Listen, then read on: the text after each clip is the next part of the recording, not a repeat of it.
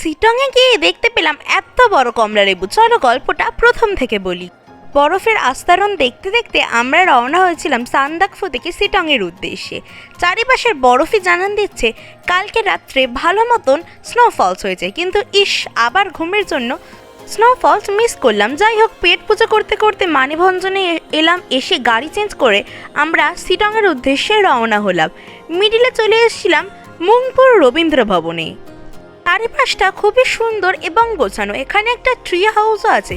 ভিতরে মিউজিয়ামটা ঘুরতে পারলাম না, শরীরে আর এক ফোঁটা এনার্জি পড়েছিল না, তাই ডাইরেক্ট চলে এলাম আমাদের শিটংয়ের হোমস্টে হাংকিমে। হোমস্টেটা বেশ কোজি ভাইব দিচ্ছিল, চারপাশে পাহাড়ি ঘেরা, খুব সুন্দর একটা ভিউ নজরে আসছিল। ফুডিং লজিং নিয়ে পার হেড প্রায় 1500 টাকা করে পড়েছিল। এই হচ্ছে রুমটাও দেখতে পাচ্ছ খুবই সুন্দর।